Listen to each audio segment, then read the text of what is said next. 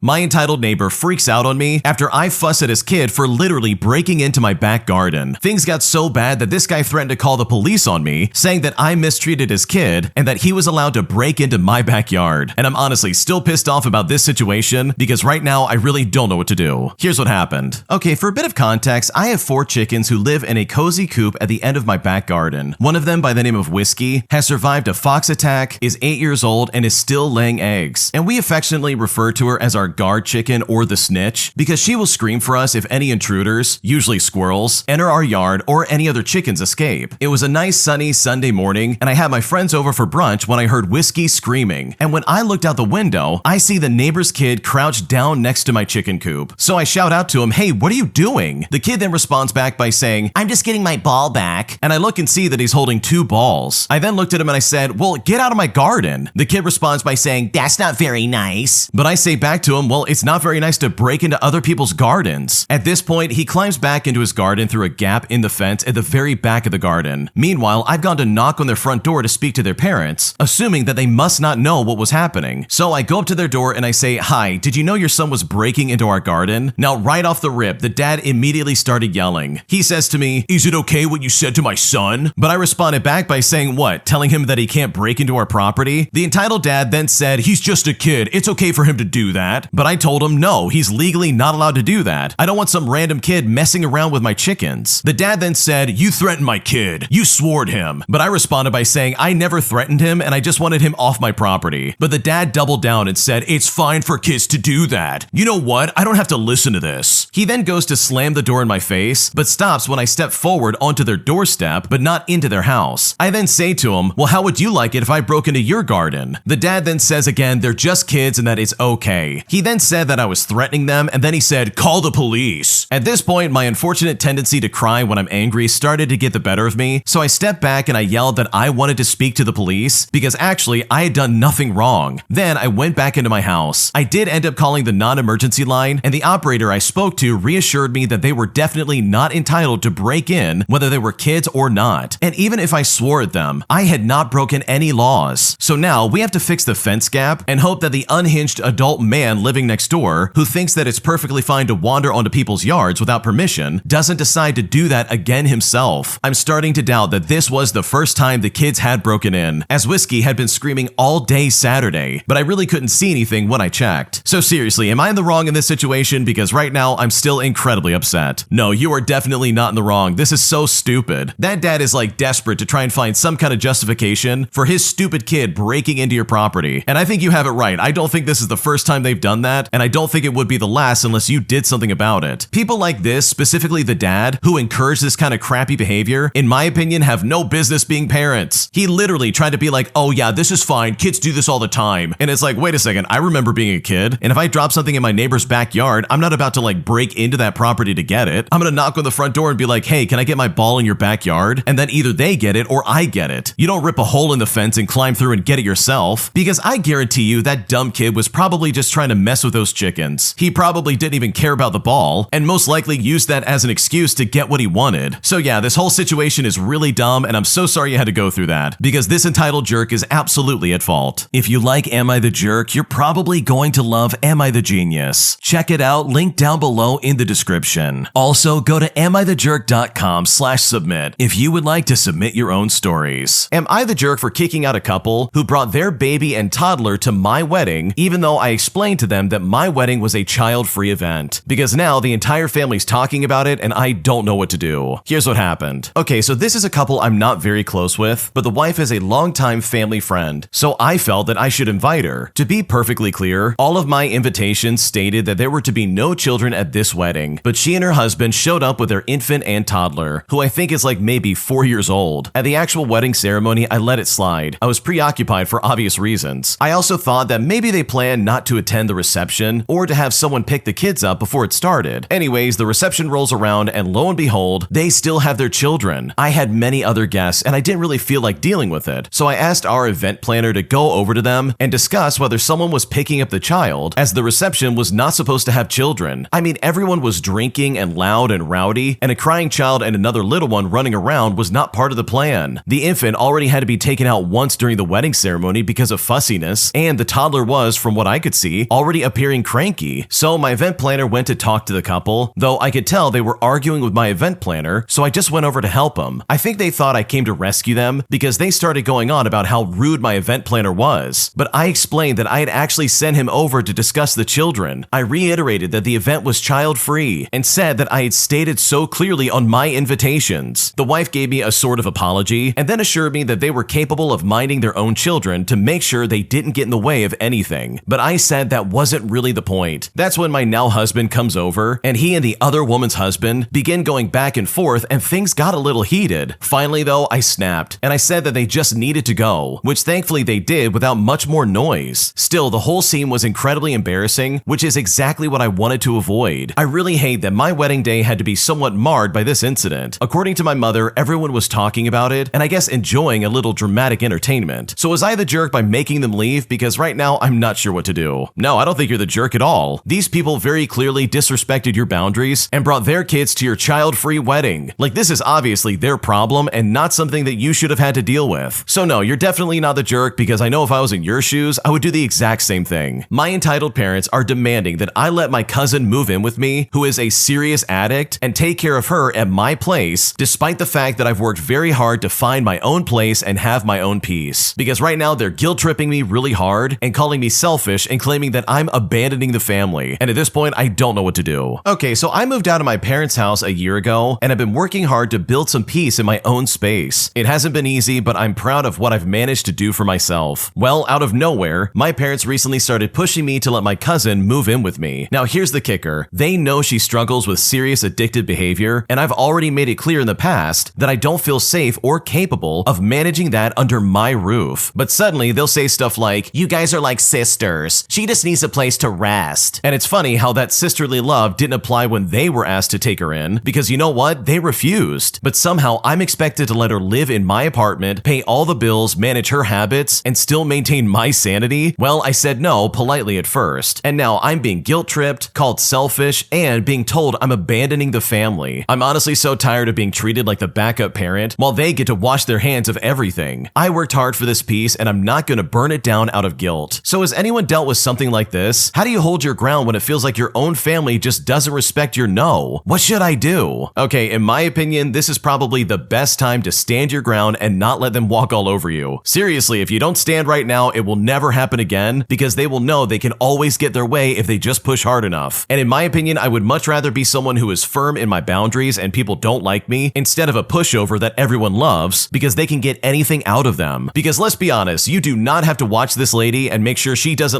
fall into addictive behavior at all. Why should you be responsible for that? That is so dumb. And them saying "Oh yeah, you guys are like sisters. She just needs a place to rest and reset. Seriously, just let her in." They are literally only trying to guilt trip you, and you do not need that energy in your life. So truly, I don't blame you for saying no, because if I was in your shoes, I literally would have done the exact same thing. An entitled Karen treats any personal shopper that she gets like absolute garbage. So after dealing with this for so long, me and my coworkers decided to get some petty revenge by charging this Karen more in a way that I don't think she's ever caught on to. Here's what happened. I'm a shift supervisor for a retail drugstore chain. Like a lot of retailers, we have our daily couponers, and we have a lot of personal shoppers, like DoorDash or Instacart. And you know what? Some of our couponers are the worst Karens. They've been told repeatedly of the coupon rules, yet they still break them. They hold up the line with their multiple transactions, pretend they can't speak English when we just saw them speaking it a minute ago, especially when we're explaining the rules. We've also seen the same personal shoppers over and over again. We know some of the frequent ones by a first-name basis and have educated them on the layout of the store so they can get their job done faster. Now, just like a lot of stores post-pandemic, most of the store's coupons are online and has a curbside and delivery service. You place your order online, and when it's ready, you come and we deliver it to your car in the parking lot. The company has a contract with one of the personal shopping companies to deliver as well. One of our coupon Karens has decided to use the delivery service at least once a week. She will order 10 to up to a dozen 12-pack of soda, along with several shopping bags of coupon items. Well, one day Karen places an order, and a personal shopper comes to pick it up. And this is one that we know quite well. The personal shopper gives out a loud sigh and says, "Her again." And we ask what's wrong, and the personal shopper explains that the Karen lives on the second floor of an apartment. She is incredibly rude and never tips. Just to deliver all of her stuff, we're talking about 10 trips back and forth from the car to the apartment. She becomes irate when the delivery isn't fast enough. She's been reported for her rudeness, this, but nothing has ever been done. Given that she has multiple reward card accounts at the store, she will probably start another account should she get banned. Well, fast forward a few weeks and we get the same story from the other two shoppers. They all wish that they could just pass over her delivery. Well, one day Karen puts in a delivery order and my colleague sighs that she's sorry for whichever shopper gets her. But then I see an evil grin coming across my colleague's face. I live in a state where businesses are required to charge for plastic bags, and it is only 10 cents a bag. Some people cringe about this, but others just don't really care. We try to fill the bags as full as possible without being too heavy. Well, my colleague grabs 2 additional bags. She grabs one item from each bag and places it in one of the empty ones. And she does it again with the second bag. All the bags look reasonably filled, but with the 2 extras, that's an extra 20-cent charge. We inform the personal shoppers of our deed, and most give out a small giggle. Well, since then, whenever Karen orders, we try to put Karen's items in as many bags as possible, while still looking reasonable. We've been doing this for about 3 months, and we don't think that Karen has noticed the extra charges. And sure, it is petty, but honestly, it leads to the moral of the story. Be nice and considerate to your personal shoppers and retail staff, or we will find a way to make you pay for your rudeness. I really like this because yeah, it is super petty, but you know what? This Karen deserves a lot worse than she's actually getting. Like in my opinion, the way you treat someone in customer service, whether that's a server or someone like checking you out at a grocery store, like that really determines who you really are on the inside. If you treat them as if they're below you and treat them with like disrespect, then you, in my opinion, are a terrible person. Because seriously, there's no reason to act like that, especially if people are doing their job and they're doing it right. It would be different if the other person was like super rude and like not doing what they need to do, but I would seriously argue that people don't go into customer service to be jerks about it. They're literally just trying to like make ends meet and make rent. And this just so happens to be like the most easily accessible type of job in the area, which honestly usually is the case. So truly, to the original poster and everybody involved in this, good for you in getting this petty revenge, because this Karen deserves a lot worse than what you're giving her. Today, I messed up by trying to clear ice on the road and accidentally ending up on my neighborhood Facebook group, and I am honestly so done with these people. Here's what happened. Okay, to start things out, there is a huge block of ice blocking the drain that drains water from the road. Because of this, water has been gathering in a big puddle on the road and creating a growing pothole visible under the water. On the colder days, it freezes and makes the road slippery, and people have been calling the city about this, but clearly nothing gets done. Not to mention, the city workers don't operate in this area. Anyways, after slipping on this ice for what seems like the 100th time during my daily commute, I decided to take matters into my own hands. When I made it home, I grabbed a snow shovel and I started breaking the ice to free the drain. The ice was really stubborn, and I couldn't see the drain, but I knew it was there. After a few hours, I decided to call it a day. The next day, I used a saw to saw through the ice, but still it didn't budge. Then I used a pickaxe on the ice, and it worked better than a shovel, but still, I couldn't completely break through the meter of ice. I decided to put more road salt on it in a last attempt, and after that, I went back inside. Well, when I came back and I checked my Facebook, there was a post on the community group that said, "Whoever is the parent of that kid breaking the ice, please get your kid. They are blocking the road." Now, where I live, nobody wants to splash a kid with road water because it is like the bare minimum of what you can get sued for. So nobody wanted to drive by too fast. They all drove by slowly to avoid splashing what they thought was somebody's kid. So I told the poster that yeah, that was my kid, and then I asked them to take the picture down. And while they ended up taking the picture down, I not only realized how short I actually was, but also how petty and weird people on Facebook can truly be. Oh man, that's so stupid. Like, come on. Here you are trying to solve a very obvious problem, you know, the one that the city literally won't come out there to work on, and people have the audacity to be like, oh my god, they're blocking the way. They're trying to remove that dangerous thing and it's blocking my way of getting home. It's like, dude, do you have nothing better to do with your life than to take pictures of people and post them on Facebook? Like, seriously, get a life. That's so weird. So yeah, you definitely did the right thing, and honestly, those people on Facebook are idiots. And hopefully this doesn't bother you too much, because honestly, this is incredibly dumb. Am I the jerk for how I reacted to my mother-in-law's wedding gift after she gave me something so offensive it honestly just blows my mind? Because right now there's a giant rift in the family, and at this point I don't know what to do. Here's what happened. Okay, so I've been with my fiance Daniel for 9 years. We're getting married this December, and we've been planning a wedding that combines both of our cultures. Daniel and his family are Korean American, and my family and I are Indian. Daniel's dad introduced us, and he was always really warm and kind. His mom, who we will call Grace, wasn't hostile or anything like that, but she was definitely distant in the beginning. Over time, things got better, or so I thought. When we got engaged, I include Grace in the planning, since it is traditional in his family for both mothers to be involved. I genuinely wanted her to feel included and respected, but now I'm really regretting that decision, because she's made this whole process emotionally exhausting exhausting. There have been these small comments throughout the planning that I just can't shake. When I told her I'd be wearing my natural curls, she said straight hair would be more polished and traditional, but if I wanted to go with a wild, untamed look, then I was very brave. When we brought her a sample of our wedding cake, which was a sponge cake with pistachio cream filling, she called it very exotic and told us not to worry if it went untouched by her side because Indian flavors can be a bit intense. When I showed her what my family would be wearing, which was a traditional Indian clothing with jewelry, she said since their side of the family is larger, mine might stick out more, and that our side's attire might be a little distracting. Her comments are never outright rude, but these little remarks make me feel like my culture is constantly being framed as too much or too different. Daniel says she probably doesn't mean anything by it and just wants the wedding to be perfect. My mom has even offered to step in, but I've asked her not to. I've been trying hard to keep things peaceful, and then this happened. During a recent call, I reminded Grace of our wedding colors, which were purple, gold, and green. She then complimented the scheme and said I would look great in gold. I gently corrected her and I said my lehenga would actually be lavender purple. She then went quiet and changed the subject, and I honestly thought nothing of it. 2 days later, she came to our apartment while Daniel was at work, bringing what she was calling a pre-wedding gift. Now, I was touched until I opened the box and saw it was a bottle of skin whitening cream. I tried to remain calm and I asked her why she thought this was appropriate. She told me lavender is a delicate color and doesn't always look good on darker skin tones, so she thought that I could use this to lighten up a bit so that the lehenga would suit me better. And when she said this, I absolutely lost it. I told her how offensive and inappropriate that was, and that I wasn't going to lighten my skin for anyone. She looked at me stunned and said I was being too sensitive and that she was only trying to help. Then she added that if I really respected Korean culture, I would have chosen a white dress, like traditional Korean brides do. That the way we're planning the wedding makes her feel like we don't actually care about her culture. And she said this all before I told her to leave. And now she's crying to Daniel and his dad, saying I attacked her and twisted her intentions. Daniel says he understands why I'm upset, but he also thinks I should have stayed calm and that maybe it was just a cultural misunderstanding. And he's now asking me to smooth things over. But you know what? I'm exhausted, and I'm not trying to ruin my relationship with Grace or hurt Daniel's relationship with his family. But I'm honestly so very hurt over this, and at this point, I don't know what to do. Okay, this really pisses me off as well because this was not some kind of like cultural misunderstanding. Daniel's mom was being straight up racist, and there's no other way to put it. She literally gave her like skin whitening cream just to make her feel better about the way she looked. Not to mention all the dog whistle remarks she's made about your culture. Like seriously, this is so messed up. I don't care what anybody says here. And in my opinion, I can't believe Daniel's not stepping in and telling his mom to get lost. Why on earth is he not taking his future wife's side on this? These microaggressions are absolutely unacceptable. And of course, they're so subtle that she can just sit there and be like, oh, I'm the victim. I'm being attacked and my intentions are being twisted around. It's like, no, dude, that's definitely not what's happening. You're just straight up racist and disrespectful. And in my opinion, there's no way she should be welcome in the wedding at all. So just to answer your question, no, you're not in the wrong for freaking out, because what your mother-in-law did to you, in my opinion, is completely unacceptable. An entitled jerk decides to be a loud, massive loser, all in a local library where people are trying to study. So my brother exposes him on Facebook, literally putting him in his place in a way he will never forget. Here's what happened. So this past winter, my brother was at the local library for about 6 weeks, studying for an important exam as a ship's officer. He goes there to rid himself of distractions, namely video games, and he says that it helps him keep him focused. He sits in the back of the library, which overlooks a small park with a small river, and it honestly is a beautiful view. There's a rotating group of nerdy guys who hang out all day in this section, and my brother has made casual friends with them. Well, there's a local contractor who comes by 1 to 2 times daily and does business over the phone in this area. I guess he likes the view as well, but the trouble is that he does not do it quietly. My brother's trying to study, but he keeps getting interrupted by this guy by answering his phone with his construction company name and then addressing customers that he's probably working with. My brother asked him to keep his voice down, which worked the first few times, until this guy, who we will call Roman, got tired of this kid bothering him. My brother then asked for the front desk to handle it, but they got tired of having to constantly do this, and Roman would just quiet down until the librarian would leave. The nerdy guys told my brother that he had been doing it forever, and they were just kind of used to it. Finally, my brother spent a week humbly and politely asking this guy to please lower his voice or take his calls out in the lobby. He made it a point to be very polite and stressed that he was trying to study. Roman seemed to sense his weakness and doubled down on his attitude. He replies by saying, "Kid, go back to your books. I told you before, I ain't got time for you. My brother had set up his laptop to record all of this, and after a week or so of this, he put together a 3 to 4 minute video of their exchanges, and he actually posted it on 6 different Facebook groups about our town, and he made sure to make it public so it could be shared. And you know what? It was a hit. There was a couple hundred comments and dozens of shares. His poor wife was tagged in several of the posts, and several people posted it to his Facebook company page. All those posts were quickly deleted, but best of all, it was discovered that he had been booted from the local Dunkin' Donuts for this same kind of behavior. I mean, one of the Facebook groups by the name of Jerks in Our Town made him their profile picture. And by the way, we're in a small city that has no shortage of Karens, so this dude got it with both barrels. My brother told the nerd group what he'd done and to have their phones ready for when he returned. They all loved the video, and he was like a rock star for a couple of days. About 4 days later, Roman finally came back to the library, and my brother held up his phone, as did about 3 other people. Roman was hot, but checked himself when he saw he was being filmed by several people. And you know what? He was not apologetic. He just kept repeating that my brother had affected his business and that he was just trying to conduct his business and needed a place to do that. My brother then said, "I think you owe all of us an apology." Roman then looked around at the group and said, "Okay, I'm sorry." My brother said thank you, and then Roman walked away. But after about 20 or 30 feet, Roman turned around, saw my brother watching him but his phone on the table, and shot him the middle finger. But you know what? He never came back to that library, and my brother ended up passing all of his exams. Wow, I love this because seriously, a library is like the last safe haven for any kind of